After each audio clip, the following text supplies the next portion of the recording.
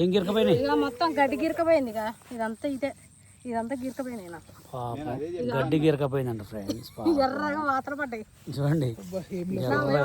మొగుడు వాతలు పెట్టిండు కాళ్ళ మీద అనుకుంటారు ఫ్రెండ్స్. 3వ లొకేషన్ అనమాట ఇది. చూడండి వాళ్ళు అక్కడ నడుచుకుంటూ వస్తారు. చూడండి అక్కడ ఉన్న రావపడుతుండ్రా. అసలు ఎంత అద్భుతమైన లొకేషన్ అంటే చాలా మామూలు లొకేషన్ కాదు అసలు. ఎంత మామూలుగా అసలు చూడండి.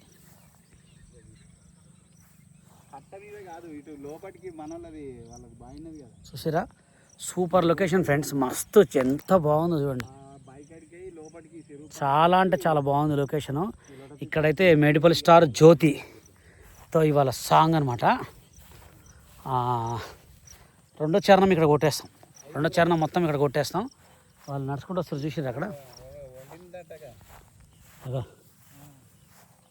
నడుచుకుంటూ అయితే వస్తున్నారు వాళ్ళు. వచ్చిన తర్వాత మాట్లాడిపిస్తా. ఎట్లుంది మేడిపల్లి లొకేషన్? అద్భుతం కదా. మీరు మాత్రం మంచి లక్కీలో దొరికిరు ఫ్రెండ్స్. వీళ్ళు మేమైతే ఇంత లొకేషన్ మంచి లొకేషన్ ఎక్కడ కూడా చూడలేదు. వీళ్ళు మాత్రం మంచి లక్కీలో దొరికిరు అసలు.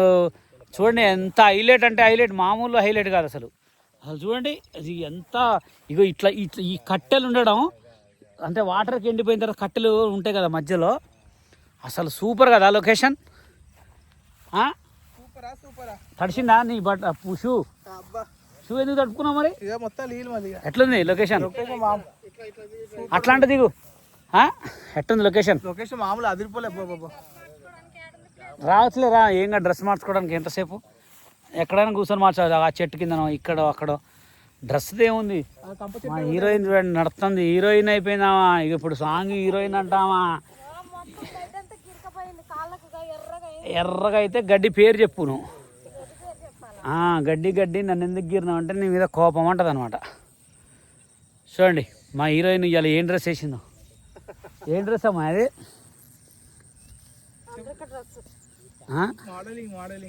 మోడలింగ్ మోనాలిసా అంట. చీరల కంటే డ్రెస్సులలోనే బాగుంటాయి అన్ని. అంతేనా? చూడు ఎట్ట గీరకపోయినాయి అన్ని.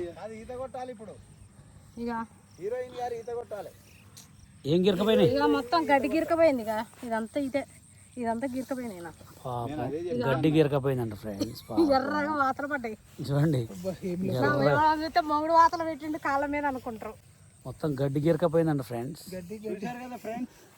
ఇగో చెరువు కట్టకాడ గడ్డిలో హీరోయిన్ కి కాళ్ళకు మొత్తం జీరకపోగా కష్టపడి రక్తాలు కారంగా కూడా హీరో పోయినామా మరి మరి ఇట్లా సాంగ్ చేస్తుంది. ఇక చూడండి ఎంత కష్టపడి రక్తం రక్తాలు చూస్తే మూడు వాతలు పెట్టిండే అనుకుంటారు కానీ